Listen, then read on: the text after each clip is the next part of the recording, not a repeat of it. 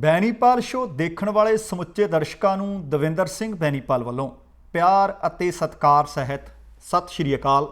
ਤੁਹਾਡਾ ਸਭਨਾਂ ਦਾ ਹਾਰਦਿਕ ਸਵਾਗਤ।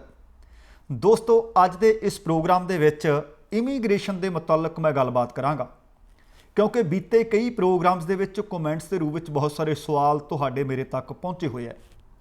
ਉਹਨਾਂ ਵਿੱਚੋਂ ਸਭ ਤੋਂ ਵੱਡੇ ਸਵਾਲ ਇਹ ਸਨ ਕਿ ਕੀ ਹਰ ਇੱਕ ਵਿਜ਼ਟਰ ਕੈਨੇਡਾ ਵਿੱਚ ਆ ਕੇ ਵਰਕ ਕਰ ਸਕਦਾ ਹੈ? ਕੌਣ ਕਰ ਸਕਦਾ? ਉਹਦੇ ਵਾਸਤੇ ਪੁਖਤਾ ਜਾਣਕਾਰੀ ਹੋਏਗੀ। ਫਿਰ ਜੇ ਉਹ ਇੱਥੇ ਆਇਆ ਹੋਇਆ ਵਰਕ ਪਰਮਿਟ, ਕੀ ਉਹਨੂੰ ਜ਼ਰੂਰਤ ਪਏਗੀ? ਕੀ ਉਸ ਨੂੰ LMIA ਦੀ ਜ਼ਰੂਰਤ ਪਏਗੀ?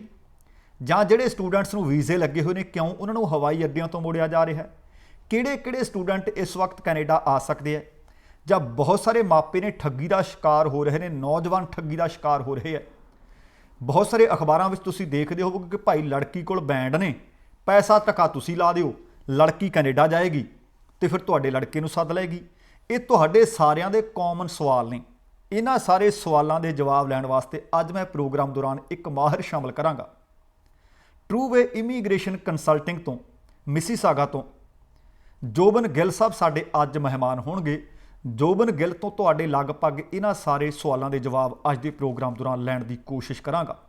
ਜੇਕਰ ਤੁਹਾਨੂੰ ਇਹ ਵੀਡੀਓ ਚੰਗੀ ਲੱਗੀ, ਜਾਣਕਾਰੀ ਪੁਖਤਾ ਲੱਗੀ, ਤਾਂ ਲਾਈਕ ਅਤੇ ਸ਼ੇਅਰ ਵੀ ਜ਼ਰੂਰ ਕਰ ਦਿਓ ਅਤੇ ਅੱਗੇ ਹੋਰਨਾਂ ਤੱਕ ਭੇਜ ਦਿਓ, ਤਾਂ ਕਿ ਹੋਰ ਬਹੁਤ ਸਾਰੇ ਦਰਸ਼ਕ ਇਸ ਤਰ੍ਹਾਂ ਦੇ ਹੋਣਗੇ ਜਿਨ੍ਹਾਂ ਦੇ ਲਗਭਗ ਇਹ ਰਲਵੇਂ ਮਿਲਵੇਂ ਜਿਹੇ ਸਵਾਲ ਹੋਣੇ ਹੈ, ਤਾਂ ਕਿ ਉਹਨਾਂ ਨੂੰ ਵੀ ਇਹ ਜਾਣਕਾਰੀ ਮਿਲ ਸਕੇ, ਉਹਨਾਂ ਵਾਸਤੇ ਇਹ ਜਾਣਕਾਰੀ ਲਾਹੇਵੰਦ ਸਾਬਤ ਹੋ ਸਕੇ। ਆਓ ਗਿੱਲ ਸਾਹਿਬ ਦੇ ਨਾਲ ਗੱਲਬਾਤ ਕਰਦੇ ਹਾਂ ਅਤੇ ਉਹਨਾਂ ਨੂੰ ਸੱਦਾ ਦਿੰਦੇ ਹਾਂ ਕਿ ਜੋਬਨ ਗਿੱਲ ਅੱਜ ਦੇ ਪ੍ਰੋਗਰਾਮ ਵਿੱਚ ਸ਼ਾਮਲ ਹੋ ਕੇ ਤੁਹਾਡੇ ਸਵਾਲਾਂ ਦੇ ਜਵਾਬ ਦੇਣ। ਗਿੱਲ ਸਾਹਿਬ, ਬੈਨੀਪਾਲ ਸ਼ੋਅ ਵਿੱਚ ਤੁਹਾਡਾ ਸਵਾਗਤ ਹੈ। ਜੀ ਆਇਆਂ ਨੂੰ, ਸਤਿ ਸ਼੍ਰੀ ਅਕਾਲ ਜੀ। ਸਤਿ ਸ਼੍ਰੀ ਅਕਾਲ ਦਵਿੰਦਰ ਬੈਨੀਪਾਲ ਭਾਜੀ, ਥੈਂਕ ਯੂ ਸੋ ਮਚ ਮੈਨੂੰ ਦ ਬੈਨੀਪਾਲ ਸ਼ੋਅ ਦੇ ਉੱਤੇ ਮੌਕਾ ਦੇਣ ਲਈ, ਇਮੀਗ੍ਰੇਸ਼ਨ ਰਿਗਾਰਡਿੰਗ ਗੱਲਬਾਤ ਕਰਨ ਦੇ ਲਈ ਜੀ। ਥੈਂਕ ਯੂ ਸੋ ਮਚ ਜੀ। ਸਭ ਤੋਂ ਪਹਿਲਾਂ ਜਿਸ ਬਾਬਤ ਲੋਕੀ ਗੱਲ ਕਰਦੇ ਆ ਉਹ LMIA ਹੈ। LMIA ਦੇ ਬਾਬਤ ਬਹੁਤ ਸਾਰੇ ਦਰਸ਼ਕ ਹੋ ਸਕਦਾ ਜਾਣਦੇ ਹੋਣ, ਪਰ ਕਈ ਲੋਕ ਇਸ ਨੂੰ ਚਿੱਟਾ ਹਾਥੀ ਸਮਝਦੇ ਆ। ਸਭ ਤੋਂ ਪਹਿਲਾਂ LMIA ਬਾਰੇ ਦੱਸੋ ਜੀ, ਕੀ ਹੁੰਦਾ? ਹਾਂਜੀ ਦਵਿੰਦਰ ਬੈਨੀਪਾਲ ਭਾਜੀ, LMIA ਜਿਹੜੀ ਹੈ ਜੀ, ਲੇਬਰ ਮਾਰਕੀਟ ਇੰਪੈਕਟ ਅਸੈਸਮੈਂਟ, ਇਹ ਇੱਕ ਤਰ੍ਹਾਂ ਦੀ ਕੈਨੇਡਾ ਇਮੀਗ੍ਰੇਸ਼ਨ ਦੇ ਵਿੱਚ ਐਪਲੀਕੇਸ਼ਨ ਹੈ ਜੀ, ਜਿਹੜੀ ਇੰਪਲੋਇਰ ਨੂੰ ਯਾਨੀ ਕਿ ਜਿਹਨੇ ਸਾਨੂੰ ਕੰਮ ਦੇਣਾ ਹੁੰਦਾ ਕੈਨੇਡਾ ਦੇ ਵਿੱਚ, ਉਹ ਅਪਲਾਈ ਕਰਦਾ ਐਂਡ ਜਦੋਂ ਵੀ ਇਹ LMIA ਪੋਜ਼ਿਟਿਵ ਹੋ ਕੇ ਆਉਂਦੀ ਹੈ, ਉਸ ਤੋਂ ਬਾਅਦ ਵਰਕ ਪਰਮਿਟ ਦੀ ਐਪਲੀਕੇਸ਼ਨ ਉਹ ਐਪਲੀਕੈਂਟ ਵਾਸਤੇ ਆਪ ਖੁਦ ਵੀ ਕਰ ਸਕਦਾ, ਐਪਲੀਕੈਂਟ ਵੀ ਕਰ ਸਕਦਾ, ਬਟ ਸਾਨੂੰ LMIA ਦੀ ਪੋਜ਼ਿਟਿਵ LMIA ਦੀ ਜ਼ਰੂਰਤ ਹੁੰਦੀ ਹੈ ਜੇ ਅਸੀਂ ਵਰਕ ਪਰਮਿਟ ਤੇ ਕੈਨੇਡਾ ਆਉਣਾ ਚਾਹੁੰਦੇ ਹਾਂ ਜੀ। ਗਿੱਲ ਸਾਹਿਬ, ਬੀਤੇ ਦਿਨਾਂ ਦੇ ਵਿੱਚ ਇੱਕ ਗੱਲ ਵੇਖਣ ਵਿੱਚ ਆਈ ਸੀ, ਕਿਉਂਕਿ ਜਦੋਂ ਕੈਨੇਡਾ ਸਰਕਾਰ ਨੇ ਆਖਿਆ ਕਿ ਜਿਹੜੇ ਵਿਜ਼ਟਰ ਨੇ ਉਹ ਆ ਕੇ ਕੈਨੇਡਾ ਦੇ ਵਿੱਚ ਵਰਕ ਪਰਮਿਟ ਹਾਸਲ ਕਰ ਸਕਦੇ ਆ, ਇਹ ਦੱਸਿਓ ਕਿ ਕੀ ਜਿਹੜੇ ਵਿਜ਼ਟਰ ਆਏ ਹੋਏ ਨੇ ਉਹ LMIA ਲੈ ਸਕਦੇ ਆ ਜੀ? ਹਾਂਜੀ ਦਵਿੰਦਰ ਬੈਨੀਪਾਲ ਭਾਜੀ, ਇਹ ਤੁਹਾਡਾ ਬਹੁਤ ਇੱਕ ਵਧੀਆ ਕੁਐਸਚਨ ਹੈ, ਕਿਉਂਕਿ ਜੇ ਅਸੀਂ ਆਪਣੀ ਪੰਜਾਬੀ ਕਮਿਊਨਿਟੀ ਦੇਖਦੇ ਹਾਂ ਤਾਂ ਬਹੁਤ ਸਾਰੇ ਵਿਜ਼ਟਰਸ ਹੈ ਜਿਹੜੇ ਉਹ ਕੈਨੇਡਾ ਦੇ ਵਿੱਚ ਆ ਕੇ ਦੁਬਾਰਾ ਤੋਂ ਜਿਹੜਾ ਜੀ ਉਹ ਆਪਣੀ ਵਰਕ ਪਰਮਿਟ ਦੀ ਐਪਲੀਕੇਸ਼ਨ ਕਰਦੇ ਆ, ਤੇ ਉਹਨਾਂ ਨੂੰ ਵਰਕ ਪਰਮਿਟ ਕਈ ਲੋਕਾਂ ਨੂੰ ਮਿਲ ਵੀ ਜਾਂਦੇ ਆ ਤੇ ਕਈ ਤਰ੍ਹਾਂ ਦੀਆਂ ਮੁਸ਼ਕਲਾਂ ਵੀ ਸਾਹਮਣਾ ਕਰਨਾ ਪੈ ਸਕਦਾ ਉਹਨਾਂ ਨੂੰ। ਬਟ ਯੈਸ, ਜੇ ਤੁਹਾਡੇ ਕੋਲੇ ਵਿਜ਼ਟਰ ਵੀਜ਼ਾ ਹੈਗਾ ਜੀ, ਤੁਸੀਂ ਐਲੀਜੀਬਲ ਹੁੰਦੇ ਅੰਡਰ ਕੈਨੇਡੀਅਨ ਇਮੀਗ੍ਰੇਸ਼ਨ ਲਾਅ, ਤੁਹਾਡੇ ਕੋਲੇ ਜੇ ਪੋਜ਼ਿਟਿਵ LMIA ਹੈਗੀ ਹੈ ਐਂਡ ਤੁਹਾਡੇ ਕੋਲੇ ਸਰਟਨ ਸਪੈਸੀਫਿਕ ਸਕਿੱਲਸ ਹੈਗੀਆਂ ਨਾ, ਤਾਂ ਤੁਸੀਂ ਯੈਸ ਵਰਕ ਪਰਮਿਟ ਲਈ ਅਪਲਾਈ ਕਰ ਸਕਦੇ ਹੋ। ਤੇ ਜਿਹੜੀ ਕੈਨੇਡਾ ਸਰਕਾਰ ਨੇ ਰੀਸੈਂਟ ਅਪਡੇਟ ਦਿੱਤੀ ਹੈ ਜੀ, ਉਹਦੇ ਵਿੱਚ ਜੇ ਤੁਹਾਡੀ ਮਾਰਚ 31, 2020 ਤੋਂ ਪਹਿਲਾਂ LMIA ਦੀ ਐਪਲੀਕੇਸ਼ਨ ਪਈ ਹੋਈ ਹੈ ਤੇ ਇਨ ਪ੍ਰੋਸੈਸ ਹੈ, ਜੇ ਨਹੀਂ ਹੋਈ ਤੁਸੀਂ ਆਪਣੀ ਵਰਕ ਪਰਮਿਟ ਦੀ ਐਪਲੀਕੇਸ਼ਨ ਕਰ ਸਕਦੇ ਹੋ, ਤੇ ਬਾਅਦ ਦੇ ਵਿੱਚ ਜਦੋਂ ਪੋਜ਼ਿਟਿਵ ਆ ਜਾਂਦੀ ਉਦੋਂ ਤੁਸੀਂ ਉਹਨਾਂ ਨੂੰ ਆਪਣੀ ਲੇਬਰ ਮਾਰਕੀਟ ਇੰਪੈਕਟ ਅਸੈਸਮੈਂਟ ਦੀ ਜਿਹੜੀ ਪੋਜ਼ਿਟਿਵ LMIA ਭੇਜ ਸਕਦੇ ਹੋ ਤੇ ਤੁਹਾਡੀ ਐਪਲੀਕੇਸ਼ਨ ਅਪਰੂਵ ਹੋ ਸਕਦੀ ਹੈ ਜੀ। ਹੁਣ ਗਿੱਲ ਸਾਹਿਬ, ਇੱਕ ਹੋਰ ਵੱਡਾ ਸਵਾਲ ਹੋਣਾ, ਜਿੰਨੇ ਵੀ ਦਰਸ਼ਕ ਦੁਨੀਆ ਭਰ ਵਿੱਚੋਂ ਦੇਖ ਰਹੇ ਨੇ, ਹੋ ਸਕਦਾ ਉਹਨਾਂ ਦਾ ਕੋਈ ਦੋਸਤ ਮਿੱਤਰ ਰਿਸ਼ਤੇਦਾਰ ਕੈਨੇਡਾ ਦੇ ਵਿੱਚ ਐਜ਼ ਅ ਵਿਜ਼ਟਰ ਆਇਆ ਹੋਵੇ, ਕਿ ਜਿਹੜਾ ਵੀ ਵਿਜ਼ਟਰ ਆ ਗਿਆ ਕਿ ਉਹ ਵਾਕਈ ਐਲੀਜੀਬਲ ਹੁੰਦਾ ਜੀ ਕੈਨੇਡਾ ਦੇ ਵਿੱਚ ਕੰਮ ਕਰਨ ਵਾਸਤੇ? ਹਾਂਜੀ, ਇਹ ਵੀ ਇੱਕ ਬਹੁਤ ਵਧੀਆ ਕੁਐਸਚਨ ਹੈ ਜੀ ਤੁਹਾਡਾ। ਇਹਦੇ ਵਿੱਚ ਕਈ ਜਿਹੜੀਆਂ ਜੀ ਲੋ ਲੈਵਲ ਦੀਆਂ ਜਾਂ ਕਹਿ ਲਓ ਕਿ ਸੈਮੀ ਸਕਿਲਡ ਜੌਬਸ ਹੁੰਦੀਆਂ, ਜਿੱਦਾਂ NOC level C and NOC level D ਦੀਆਂ, ਉਹਦੇ ਵਿੱਚ ਮੋਸਟ ਆਫ ਦਾ ਵਿਜ਼ਟਰਸ ਨੂੰ ਜਿਹੜਾ ਐਕਸਪੀਰੀਅੰਸ ਕੋਈ ਨਹੀਂ ਚਾਹੀਦਾ ਹੁੰਦਾ, ਤੇ ਉਹ ਜਿਹੜਾ ਜੀ ਇਸ ਕਰਕੇ, ਜਿਸ ਤਰ੍ਹਾਂ ਟਰੱਕ ਡਰਾਈਵਿੰਗ ਦੀ ਜੌਬਸ ਹੋ ਗਈਆਂ, ਫਾਰਮਿੰਗ ਦੀਆਂ ਜੌਬਸ ਹੋ ਗਈਆਂ, ਉਹਦੇ ਵਾਸਤੇ ਕੋਈ ਜ਼ਿਆਦਾ ਐਕਸਪੀਰੀਅੰਸ ਦੀ ਲੋੜ ਨਹੀਂ ਹੁੰਦੀ, ਤਾਂ ਉਹ ਅਪਲਾਈ ਕਰ ਸਕਦੇ ਨੇ। ਬਟ ਜੇ ਤੁਸੀਂ ਵਧੀਆ LMIA means NOC level OAB ਦੀ ਜੌਬਸ ਲੈਣੀਆਂ ਨੇ, ਤਾਂ ਤੁਹਾਨੂੰ ਸਕਿੱਲਸ ਚਾਹੀਦੀਆਂ ਹੁੰਦੀਆਂ ਨੇ। ਉਹਦੇ ਵਿੱਚ LMIA ਜਿਹੜੀ ਮਿਲਣੀ ਤੁਹਾਨੂੰ ਪੋਜ਼ਿਟਿਵ ਥੋੜੀ ਜਿਹੀ ਹਾਰਡ ਹੋ ਜਾਂਦੀ ਹੈ। ਸੋ ਉਹ ਵਾਲੀਆਂ ਸਕਿੱਲਸ ਤੁਹਾਨੂੰ ਚਾਹੀਦੀਆਂ ਹੁੰਦੀਆਂ ਜੇ ਤੁਸੀਂ LMI ਦੇ ਥਰੂ ਵਰਕ ਪਰਮਿਟ ਲੈਣਾ ਕੈਨੇਡਾ ਦੇ ਵਿੱਚ। ਅੱਛਾ, ਕਈ ਲੋਕ ਹੋਣਗੇ ਕਿ ਉਹਨਾਂ ਨੂੰ LMI, ਜਿਸ ਤਰ੍ਹਾਂ ਤੁਸੀਂ ਦੱਸ ਰਹੇ ਹੋ ਕਿ ਜਿਹੜੇ ਲੋ ਸਕਿਲਡ ਲੈਵਲ ਨੇ, ਜਿਨ੍ਹਾਂ ਨੂੰ ਮੇਰੇ ਖਿਆਲ ਦੇ ਵਿੱਚ ਆਪਾਂ ਜਨਰਲ ਲੇਬਰ ਆਖ ਸਕਦੇ ਹਾਂ, ਉਹਨਾਂ ਵਾਸਤੇ ਤੁਸੀਂ ਗੱਲ ਕਰ ਰਹੇ ਹੋ। ਪਰ ਜਿਹੜੇ ਪ੍ਰੋਫੈਸ਼ਨਲਜ਼ ਨੇ, ਪਰ ਇਹ ਦੋ ਚੀਜ਼ਾਂ ਆਪਾਂ ਵੱਖੋ ਵੱਖਰੀਆਂ ਨੇ, ਤਾਂ ਕਿ ਦਰਸ਼ਕਾਂ ਨੂੰ ਐਨ ਚੰਗੇ ਤਰੀਕੇ ਨਾਲ, ਸੁਚੱਜੇ ਤਰੀਕੇ ਨਾਲ ਸਮਝਾ ਸਕੀਏ ਕਿ ਕਿਹੜੇ ਵਿਅਕਤੀ ਨੇ ਜਿਨ੍ਹਾਂ ਵਾਸਤੇ LMI ਇਹ ਲਾਹੇਵੰਦ ਹੋ ਸਕਦਾ ਤੇ ਕਿਹੜੇ ਵਿਅਕਤੀ ਨੇ ਜਿਨ੍ਹਾਂ ਨੂੰ LMI ਦੀ ਜ਼ਰੂਰਤ ਨਹੀਂ ਪੈਂਦੀ।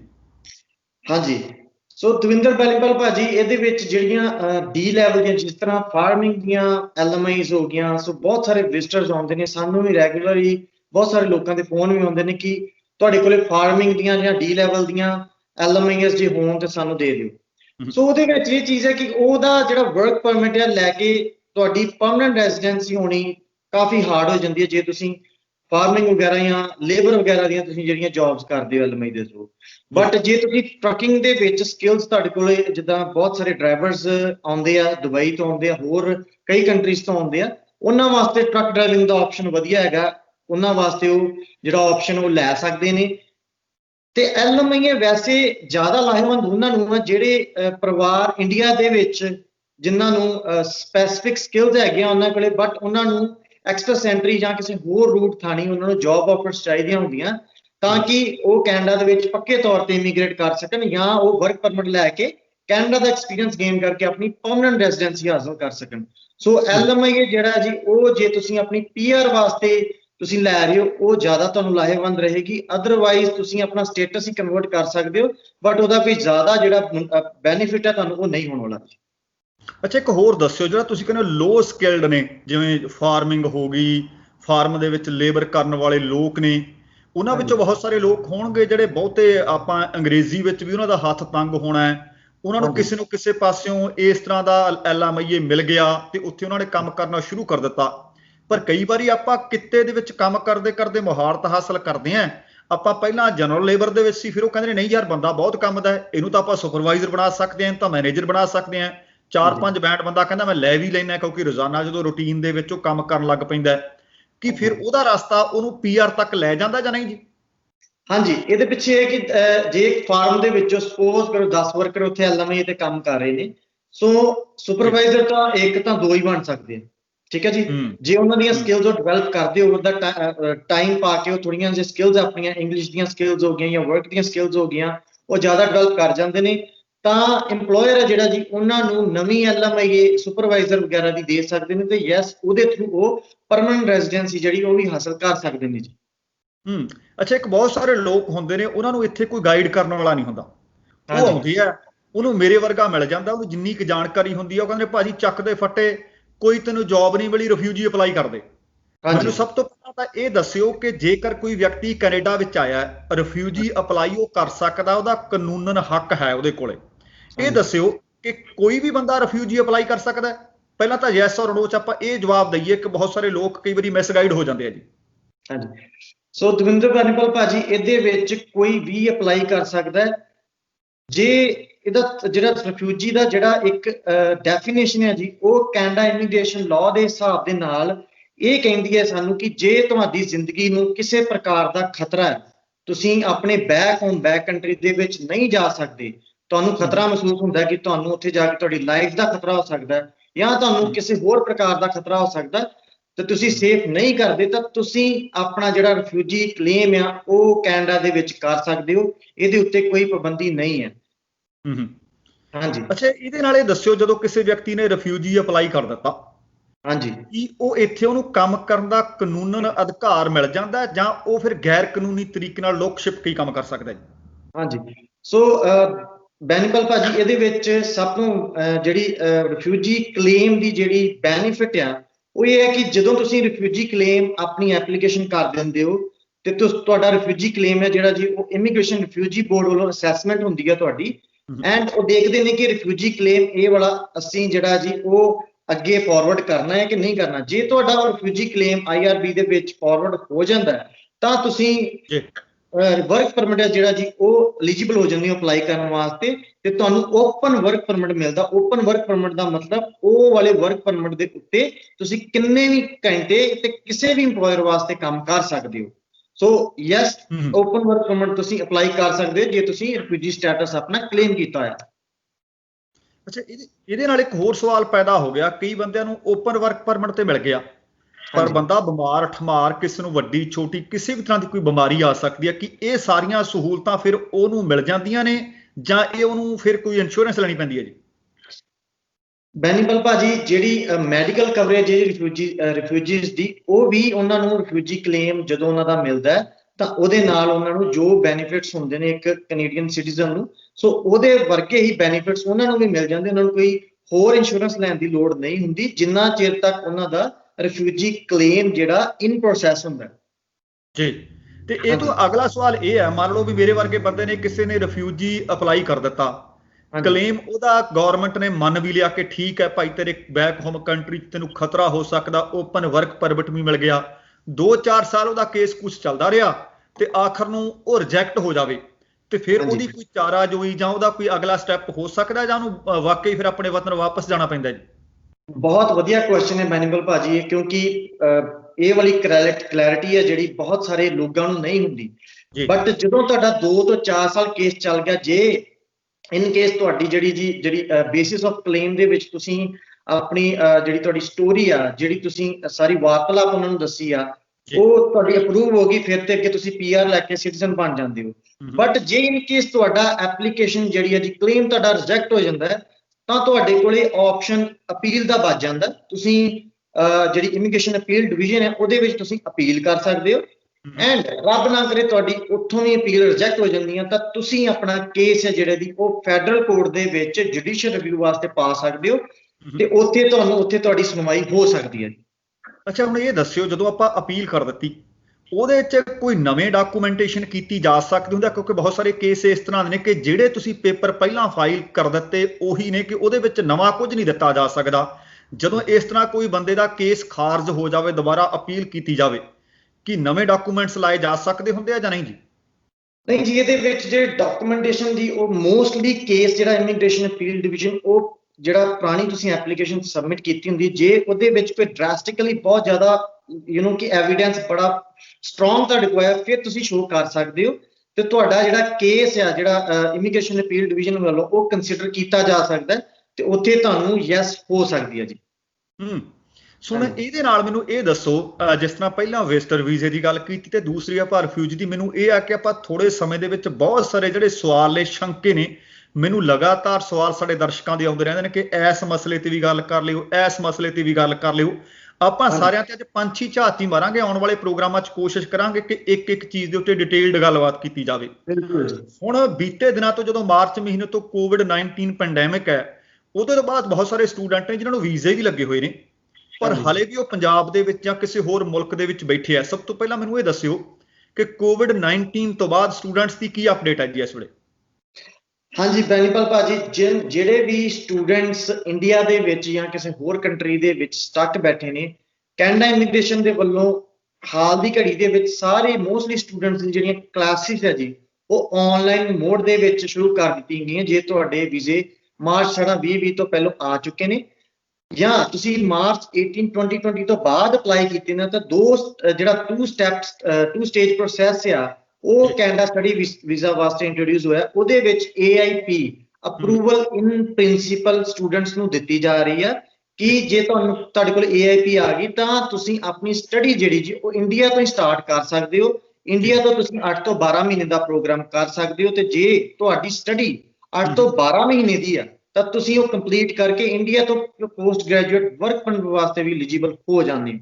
ਸੋ ਇਹ ਵਾਲੀ ਬਹੁਤ ਗੱਲਬਾਤ ਕਰ ਰਹੇ ਆ ਤੇ ਆਹੀ ਸਿਸਟਮ ਹੈ ਬਹੁਤਿਆਂ ਵਾਸਤੇ। ਹਾਂਜੀ, ਬਟ ਜੇ ਤੁਸੀਂ ਮਾਰਚ 18 2020 ਤੋਂ ਪਹਿਲਾਂ ਤੁਹਾਡਾ ਵੀਜ਼ਾ ਆਇਆ ਹੋਇਆ ਤੇ ਕਾਲਜ ਤੁਹਾਨੂੰ ਜਾਂ ਇੰਸਟੀਟਿਊਸ਼ਨ ਯੂਨੀਵਰਸਿਟੀ ਤੁਹਾਨੂੰ ਲਿਖ ਕੇ ਦੇ ਦਿੰਦੀ ਹੈ ਕਿ ਤੁਹਾਡੀ ਜਿਹੜੀ ਸਟੱਡੀ ਆ ਉਹ ਆਨਲਾਈਨ ਨਹੀਂ ਹੋ ਸਕਦੀ, ਤੁਹਾਨੂੰ ਇਨ ਪਰਸਨ ਕਾਲਜ ਦੇ ਵਿੱਚ ਜਾਂ ਯੂਨੀਵਰਸਿਟੀ ਦੇ ਵਿੱਚ ਪ੍ਰੈਜ਼ੈਂਟ ਹੋ ਕੇ ਅਟੈਂਡ ਕਰਨੀ ਪਏਗੀ, ਤਾਂ ਉਹ ਲੈਟਰ ਦੇ ਦਿੰਦੇ, ਉਸ ਲੈਟਰ ਨਾਲ ਤੁਸੀਂ ਕੈਨੇਡਾ ਟਰੈਵਲ ਕਰ ਸਕਦੇ ਹੋ। ਅੱਛਾ, ਇੱਕ ਹੋਰ ਦੱਸਿਓ, ਬਹੁਤ ਸਾਰੇ ਸਟੂਡੈਂਟਸ ਦੇ ਮੈਸੇजेस ਆਉਂਦੇ ਆ ਕਿ ਸਾਡੇ ਕੋਲੇ ਕਾਲਜ ਦਾ ਲੈਟਰ ਵੀ ਹੈ, ਸਾਡਾ ਵੀਜ਼ਾ ਵੀ 18 ਮਾਰਚ ਤੋਂ ਪਹਿਲਾਂ ਦਾ ਲੱਗਿਆ ਹੋਇਆ, ਸਾਡੇ ਕੋਲ 에ਅਰਲਾਈਨ ਦੀ ਟਿਕਟ ਵੀ ਸੀ, ਪਰ ਸਾਨੂੰ ਕਿਸੇ ਵੀ ਹਵਾਈ ਅੱਡੇ ਤੋਂ ਜਾਂ ਖਾਸ ਕਰਕੇ ਦਿੱਲੀ ਤੋਂ ਵਾਪਸ ਮੋੜ ਦਿੱਤਾ ਗਿਆ। ਜੇਕਰ ਕੋਈ ਇਸ ਤਰ੍ਹਾਂ ਦਾ ਸਟੂਡੈਂਟ ਹੈ ਜਿਸ ਨੂੰ ਵਾਪਸ ਮੋੜਿਆ ਗਿਆ, ਆਹ ਲੈਟਰ ਵੀ ਉਹਨਾਂ ਦੇ ਕੋਲ ਹੈ, 에ਅਰ ਟਿਕਟ ਵੀ ਉਹਨਾਂ ਦੇ ਕੋਲ ਹੈ, 18 ਮਾਰਚ ਤੋਂ ਪਹਿਲਾਂ ਦਾ ਵੀਜ਼ਾ ਲੱਗਿਆ ਹੋਇਆ, ਉਹ ਕੀ ਕਰ ਸਕਦੇ ਆ ਜੀ? ਹਾਂਜੀ ਦਵਿੰਦਰ ਬੈਨੀਪਾਲ ਭਾਜੀ, ਇਹਦੇ ਵਿੱਚ ਇਹ ਚੀਜ਼ ਹੈ ਕਿ ਜਿਨ੍ਹਾਂ ਕੋਲੇ ਡਾਕੂਮੈਂਟੇਸ਼ਨ ਕੰਪਲੀਟ ਆ, ਸੋ ਜੀ ਬਹੁਤ ਘੱਟ ਚਾਂਸਸ ਹੈ ਕਿ ਉਹਨਾਂ ਨੂੰ ਵਾਪਸ ਭੇਜਿਆ ਜਾਵੇ। ਜੀ ਜੀ ਬਟ ਇਹ ਵਾਲਾ 100% ਸਿਨੈਰੀਓ ਨਹੀਂ ਹੁੰਦਾ ਕਿ ਤੁਹਾਡੀ ਜਿਹੜੀ ਐਂਟਰੀ ਉਹ ਅਲਾਉ ਹੋਣੀ ਆ। ਇਹ ਸਾਰਾ ਕੁਝ ਵੀਜ਼ਾ ਅਫਸਰ ਦੇ ਹੱਥ ਹੁੰਦਾ। ਜੇ ਉਹਨਾਂ ਨੂੰ 1% ਵੀ ਇਹ ਲੱਗਾ ਕਿ ਤੁਸੀਂ ਫਿਟ ਨਹੀਂ ਹੋ, ਤੁਸੀਂ ਹੈਲਦੀ ਨਹੀਂ ਹੋ, COVID-19 ਦੇ ਕੋਈ ਸਿੰਪਟਮਸ ਤੁਹਾਨੂੰ ਵੇਖ ਲੈਂਦੇ ਨੇ, ਜਾਂ ਤੁਹਾਡੀ ਡਾਕੂਮੈਂਟੇਸ਼ਨ ਦੇ ਵਿੱਚ ਕੋਈ ਉਹ ਦੇਖ ਲੈਂਦੇ ਤੁਹਾਡੇ ਡਾਕੂਮੈਂਟਸ ਨਹੀਂ ਕੰਪਲੀਟ, ਤਾਂ ਤੁਹਾਡੀ ਉਹ ਜਿਹੜੀ ਐਂਟਰੀ ਉਹ ਡਿਨਾਈ ਕਰ ਸਕਦੇ ਨੇ। ਜੀ ਤੇ ਇਹਦੇ ਨਾਲ ਇੱਕ ਹੋਰ ਦੱਸਿਓ ਇਹਦੇ ਨਾਲ ਇੱਕ ਹੋਰ ਦੱਸੋ ਗੱਲ ਸਾਹਿਬ, ਜੇਕਰ ਕਿਸੇ ਵਿਅਕਤੀ ਨੂੰ ਲੈਟਰ ਸਿਰਫ ਇਹ ਦੇ ਦਿੱਤਾ ਗਿਆ ਕਿਸੇ ਕਾਲਜ ਵੱਲੋਂ ਕਿ ਹਾਂ ਇਹਦੀ ਸਾਡੇ ਕੋਲ ਐਡਮਿਸ਼ਨ ਹੈ, ਇਹ ਕੈਨੇਡਾ ਆ ਸਕਦਾ, ਕਿ ਜੇ ਇੰਨਾ ਹੀ ਲਿਖਿਆ ਸਿੰਪਲ, ਇਹਦੇ ਚ ਡਿਟੇਲਡ ਇਹ ਗੱਲ ਨਹੀਂ ਲਿਖੀ ਜਿਸ ਤਰ੍ਹਾਂ ਤੁਸੀਂ ਦੇਖਿਆ ਕਿ ਇਨ ਪਰਸਨ ਕਲਾਸਿਸ ਲਾਉਣੀਆਂ ਜ਼ਰੂਰੀ ਨੇ, ਕਿ ਸ਼ਾਇਦ ਉਹ ਅਧੂਰਾ ਜਿਹਾ ਲੈਟਰ ਹੈ ਜੀ, ਉਸ ਤਰ੍ਹਾਂ ਦੇ ਵਿਅਕਤੀ ਨੂੰ ਮਿਲਿਆ ਜਾ ਸਕਦਾ। ਜਿਹੜੀ ਬੈਨੀਪਾਲ ਭਾਜੀ ਤੁਸੀਂ ਲੈਟਰ ਦੀ ਗੱਲ ਕਰ ਰਹੇ ਹੋ, ਇਹ ਆਫਰ ਲੈਟਰ ਜਿਹੜੀ ਆਪਾਂ ਇੰਡੀਆ ਦੇ ਵਿੱਚ ਕਹਿ ਦਿੰਦੇ ਆ, ਇਹ ਉਹ ਹੁੰਦੀ ਹੈ ਜਿਹਦੇ ਵਿੱਚ ਕੋਰਸ ਵਗੈਰਾ ਦੀ ਇਨਫੋਰਮੇਸ਼ਨ ਹੁੰਦੀ ਹੈ। ਪਰ ਜਿਹੜੀ ਦੂਸਰੀ ਲੈਟਰ ਹੈ ਉਹ ਸਪੈਸ਼ਲੀ ਇਹ ਮੈਂਸ਼ਨ ਕਰਦੀ ਹੈ ਕਿ ਕਿਹੜੀਆਂ ਲੈਬਸ ਆ, ਕਿਹੜੀਆਂ ਇਨ ਪਰਸਨ ਲੈਬਸ, ਕਿੰਨੇ ਘੰਟੇ ਸਟੂਡੈਂਟ ਨੇ ਆਣ ਕੇ ਕੈਨੇਡਾ ਦੇ ਵਿੱਚ ਉਹ ਲਾਉਣੀਆਂ ਨੇ ਤੇ ਕਦੋਂ ਲਾਉਣੀਆਂ ਨੇ। ਇਹ ਪੂਰਾ ਡਿਟੇਲਡ ਉਸ ਲੈਟਰ ਦੇ ਵਿੱਚ ਮੈਂਸ਼ਨ ਹੁੰਦਾ। ਉਹ ਲੈਟਰ ਲੈ ਕੇ ਫਿਰ ਹੀ ਤੁਸੀਂ ਟਰੈਵਲ ਕਰ ਸਕਦੇ, ਬਟ ਉਹਦੇ ਤੇ ਵੀ ਇੱਕ ਕੰਡੀਸ਼ਨ, ਤੁਹਾਨੂੰ 14 ਦਿਨ ਆਈਸੋਲੇਸ਼ਨ ਦੇ ਵਿੱਚ ਆ ਕੇ ਰਹਿਣਾ ਪੈਂਦਾ।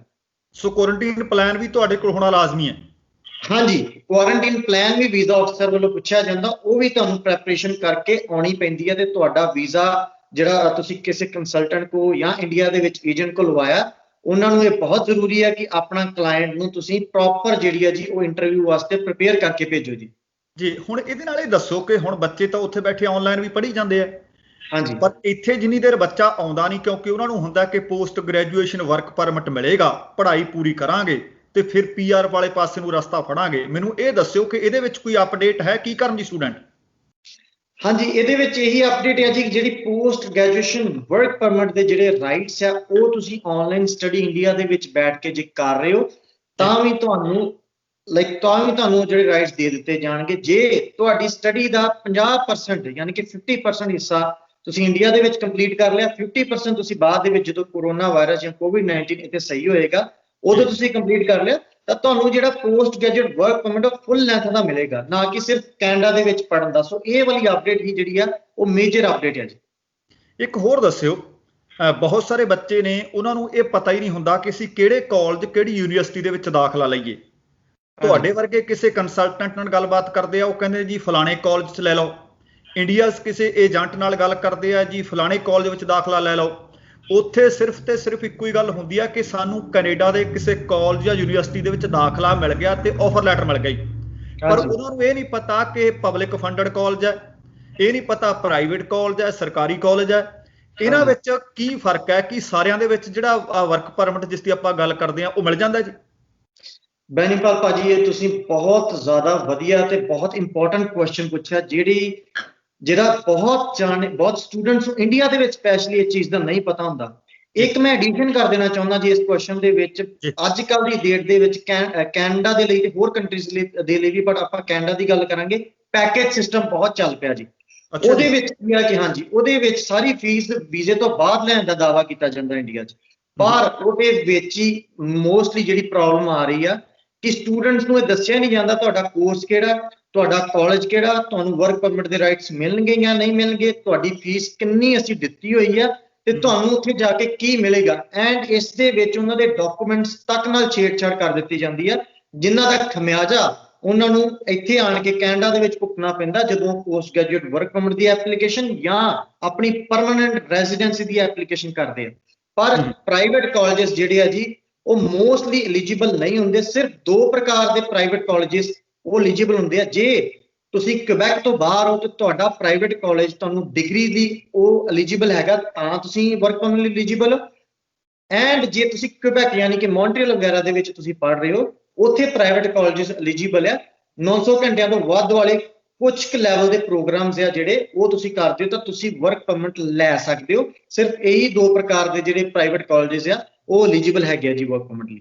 ਅੱਛਾ, ਇੱਕ ਹੋਰ ਦੱਸਿਓ, ਉੱਥੇ ਮਾਪੇ ਆਪਣੇ ਪੁੱਤ ਨੂੰ ਕਿਸੇ ਧੀ ਨੂੰ ਕੈਨੇਡਾ ਦੇ ਵਿੱਚ ਭੇਜ ਦਿੰਦੇ ਆ। ਮੰਨ ਲਓ ਤੁਹਾਨੂੰ ਓਨਟਾਰੀਓ ਦੇ ਵਿੱਚ ਬਰੈਂਪਟਨ ਭੇਜ ਦਿੱਤਾ, ਜਾਂ ਕਿਸੇ ਹੋਰ ਟੋਰਾਂਟੋ ਦੇ ਵਿੱਚ ਭੇਜ ਦਿੱਤਾ, ਜਾਂ ਵੈਨਕੂਵਰ, ਸਰੀ, ਜਿੱਥੇ ਕਿਤੇ ਵੀ ਉਹਨਾਂ ਨੂੰ ਦਾਖਲਾ ਮਿਲਿਆ ਲੈ ਲਿਆ।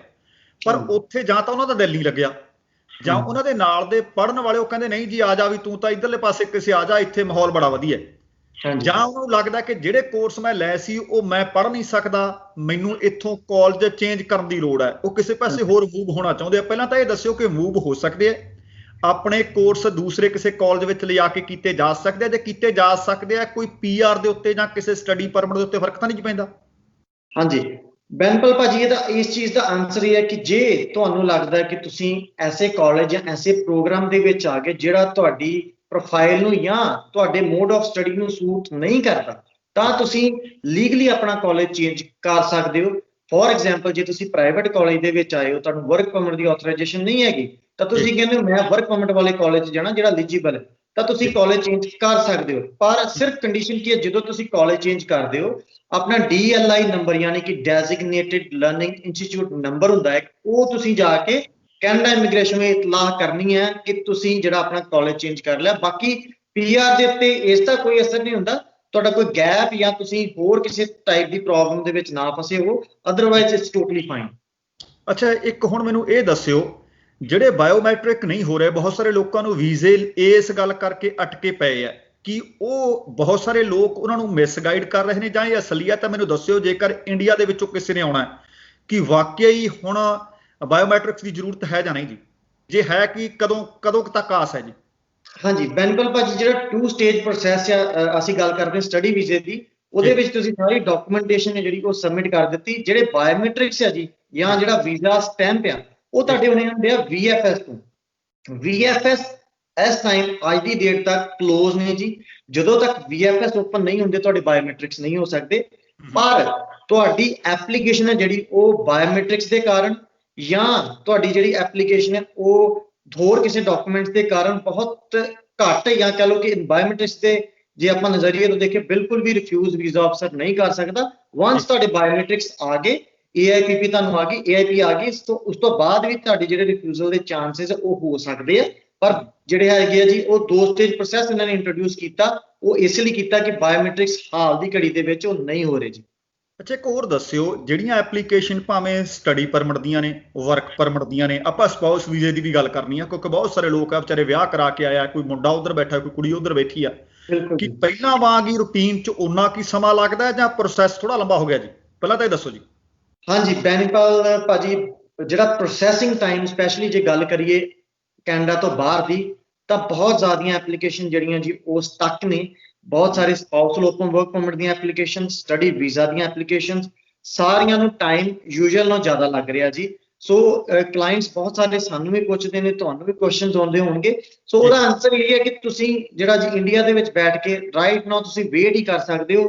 ਹੋਰ ਇਸ ਦਾ ਕੋਈ ਹਾਲ ਦੀ ਘੜੀ ਸਟੱਡੀ ਵੀਜ਼ੇ ਤੋਂ ਇਲਾਵਾ ਕੋਈ ਜ਼ਿਆਦਾ ਜਿਹੜਾ ਸੋਲੂਸ਼ਨ ਹੈ ਉਹ ਹਲੇ ਤੱਕ ਅਵੇਲੇਬਲ ਨਹੀਂ ਹੈਗਾ, ਜਦੋਂ ਤੱਕ ਕਰੋਨਾ ਵਾਇਰਸ ਪੈਂਡੇਮਿਕ ਦਾ ਥੋੜਾ ਜਿਹਾ ਜਿਹੜਾ ਜੀ ਉਹਨੂੰ ਠੱਲ ਨਹੀਂ ਪੈ ਜਾਂਦੀ ਜੀ। ਹੁਣ ਇਹ ਦੱਸਿਓ, ਕਿਸੇ ਵਿਅਕਤੀ ਦਾ ਸਪਾਊਸ ਇੱਥੇ ਆ ਗਿਆ, ਜਾਂ ਇੱਥੇ ਲੜਕਾ ਤੇ ਲੜਕੀ ਪੜ੍ਹਦੇ ਸੀ, ਉਹਨਾਂ ਨੇ ਆਪਸ ਦੇ ਵਿੱਚ ਵਿਆਹ ਕਰਵਾ ਲਿਆ, ਉਹਦੇ ਵਰਕ ਪਰਮਿਟ ਬਾਰੇ ਦੱਸਿਓ ਜੀ, ਕਿਹਨੂੰ ਓਪਨ ਵਰਕ ਪਰਮਿਟ ਮਿਲਦਾ ਤੇ ਕਿਹਨੂੰ ਨਹੀਂ ਮਿਲਦਾ?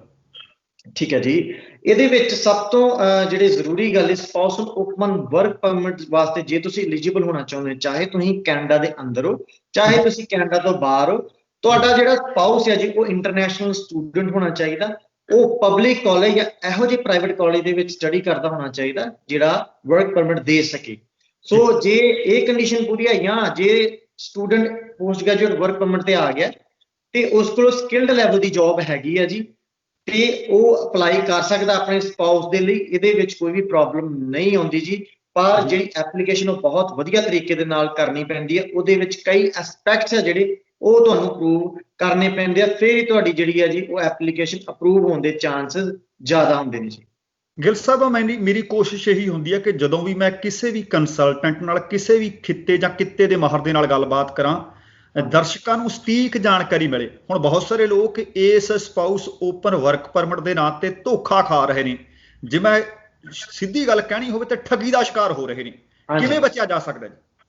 ਹਾਂਜੀ, ਬਹੁਤ ਵਧੀਆ ਕੁਐਸਚਨ ਹੈ ਜੀ ਇਹ ਵਾਲਾ। ਇਹਦੇ ਵਿੱਚ ਸਪਾਊਸ ਓਪਨ ਵਰਕ ਪਰਮਿਟ ਦੇ ਨਾਂ ਤੇ ਅਸੀਂ ਇੱਥੇ ਤੇ ਘੱਟ ਦੇਖਦੇ ਹਾਂ ਕੈਨੇਡਾ ਦੇ ਵਿੱਚ। ਜੇ ਤੁਸੀਂ ਇੰਡੀਆ ਦੇ ਅਖਬਾਰ ਨਿਊਜ਼ਪੇਪਰ ਵੀ ਦੇਖੋ, ਉਹਦੇ ਵਿੱਚ ਐਡਸ ਵੀ ਅੱਜ ਕੱਲ੍ਹ ਇਹੀ ਚੱਲਦੀਆਂ ਨੇ ਕਿ ਜੀ। ਖਰਚਾ ਸਾਰਾ ਲੜਕੇ ਪਰਿਵਾਰ ਵੱਲੋਂ ਜਾਂ ਲੜਕੀ ਪਰਿਵਾਰ ਵੱਲੋਂ, ਪਰ ਮੋਸਟ ਆਫ ਦਾ ਕੇਸਿਸ ਦੇ ਵਿੱਚ ਲੜਕੇ ਪਰਿਵਾਰ ਵੱਲੋਂ ਖਰਚਾ ਜਿਹੜਾ ਜੀ ਉਹ ਕੀਤਾ ਜਾਂਦਾ ਹੈ, ਵਿਆਹ ਕੀਤਾ ਜਾਂਦਾ। ਫਿਰ ਜਿਹੜਾ ਵੀ ਸਪਾਊਸ ਆ, ਕੁੜੀ ਆ ਮੁੰਡਾ, ਇੱਥੇ ਆਣ ਕੇ ਉਹ ਨਹੀਂ ਉਹਨਾਂ ਦੀ ਉਹਨਾਂ ਦੀ ਵਾਰਤਾਲਾਪ ਹੁੰਦੀ ਆ, ਉਹ ਨਹੀਂ ਇੱਕ ਦੂਜੇ ਨਾਲ ਰਹਿਣਾ ਚਾਹੁੰਦੇ, ਤਾਂ ਇਸ ਦੇ ਵਿੱਚ ਉਹ ਜਿਹੜਾ ਲੜਕੇ ਦਾ ਪਰਿਵਾਰ ਜਾਂ ਲੜਕੀ ਦਾ ਪਰਿਵਾਰ ਡਿਪਰੈਸ਼ਨ ਦੇ ਵਿੱਚ ਜਾਣ ਤੱਕ ਦੀ ਨੌਬਤ ਆ ਜਾਂਦੀ ਹੈ। ਪਰ ਇਸ ਤੋਂ ਬਚਣ ਦਾ ਸਭ ਤੋਂ ਵਧੀਆ ਜ਼ਰੀਆ ਕਿ ਜਿਹੜੀ ਮੈਰਿਜ ਕਰਵਾਉਣੀ ਉਹ ਕਦੀ ਵੀ ਇਸ ਆਧਾਰ ਤੇ ਨਾ ਕੀਤੀ ਜਾਵੇ ਕਿ ਕੈਨੇਡਾ ਦੇ ਵਾਸਤੇ ਮੈਰਿਜ ਕੀਤੀ ਜਾ ਰਹੀ ਹੈ।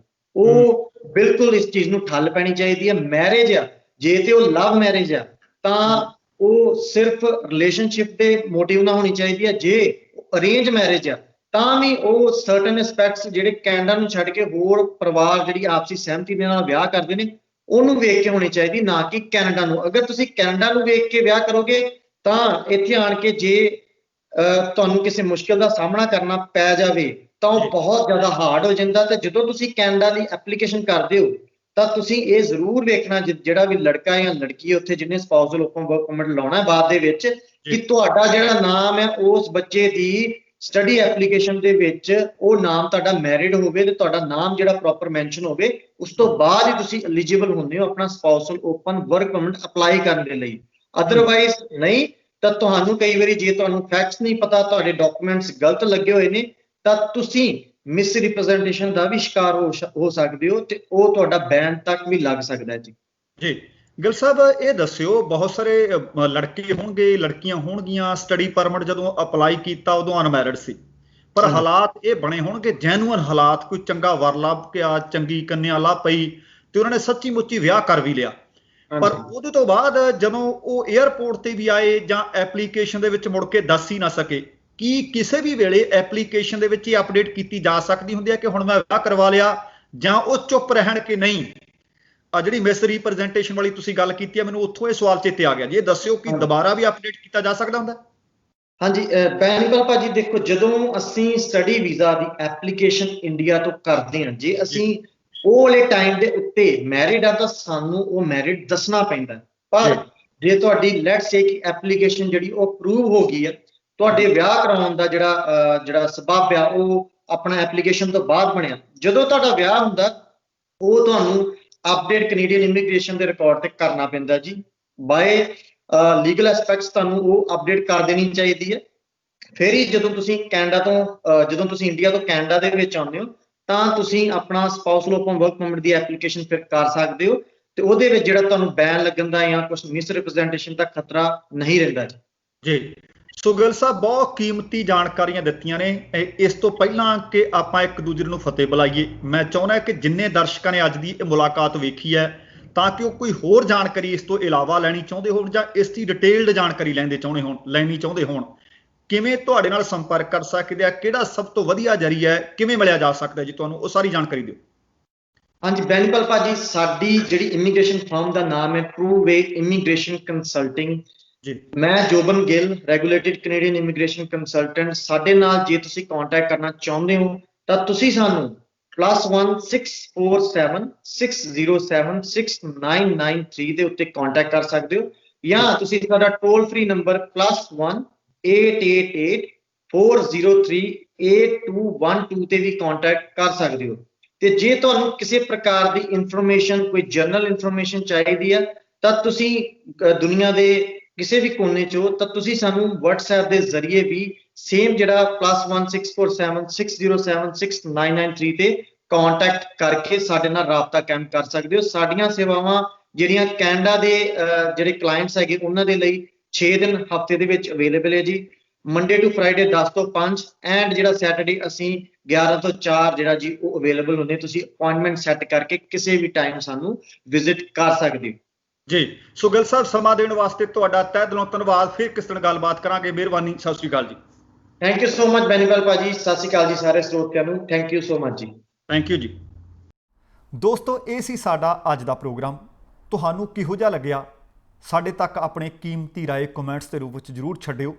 ਤੁਹਾਡੇ ਕੋਈ ਵੀ ਇਮੀਗ੍ਰੇਸ਼ਨ ਨੂੰ ਲੈ ਕੇ ਸਵਾਲ ਹੋਣ ਤਾਂ ਕਿ ਅਗਲੇ ਪ੍ਰੋਗਰਾਮ ਵਿੱਚ ਤੁਹਾਡੇ ਸਵਾਲਾਂ ਦੇ ਜਵਾਬ ਤੁਹਾਨੂੰ ਲੈ ਕੇ ਦਿੱਤੇ ਜਾ ਸਕਣ। ਇਸ ਤੋਂ ਬਜਾਏ ਕਿ ਤੁਸੀਂ ਕਿਸੇ ਐਰੇ ਗੈਰੇ ਵਿਅਕਤੀ ਤੋਂ ਪੁੱਛਦੇ ਫਿਰੋ ਜਿਹਨੂੰ ਮੇਰੇ ਵਰਗੇ ਨੂੰ ਸ਼ਾਇਦ ਪਤਾ ਹੀ ਨਾ ਹੋਵੇ। ਕੋਸ਼ਿਸ਼ ਕਰਾਂਗੇ ਕਿ ਕਿਸੇ ਮਾਹਿਰ ਵਿਅਕਤੀ ਤੋਂ ਫਿਰ ਤੁਹਾਡੇ ਸਵਾਲਾਂ ਦੇ ਜਵਾਬ ਲੈ ਕੇ ਤੁਹਾਡੇ ਸਪੁਰਦ ਕੀਤੇ ਜਾਣ। ਤੇ ਜੇਕਰ ਹਾਲੇ ਤੱਕ ਚੈਨਲ ਸਬਸਕ੍ਰਾਈਬ ਨਹੀਂ ਕੀਤਾ, ਬੇਨਤੀ ਹੈ ਕਿ ਸਬਸਕ੍ਰਾਈਬ ਜ਼ਰੂਰ ਕਰ ਲਿਓ, ਨੋਟੀਫਿਕੇਸ਼ਨ ਵਾਲੀ ਘੰਟੀ ਜ਼ਰੂਰ ਨੱਪ ਲਿਓ, ਵੀਡੀਓ ਲਾਈਕ ਤੇ ਸ਼ੇਅਰ ਕਰਨਾ ਨਾ ਭੁੱਲਿਓ। ਇਸ ਦੇ ਨਾਲ ਹੀ ਦਵਿੰਦਰ ਸਿੰਘ ਬੈਨੀਪਾਲ ਨੂੰ ਆਗਿਆ ਦਿਓ, ਪਰ ਜਾਣ ਤੋਂ ਪਹਿਲਾਂ ਕਹਾਂਗਾ ਜ਼ਿੰਦਗੀ ਜਿੰਦਾਦਰੀ ਦਾ ਨਾਮ ਹੈ। ਸਤਿ ਸ਼੍ਰੀ ਅਕਾਲ ਤੇ ਰੱਬ ਰਾਖਾ।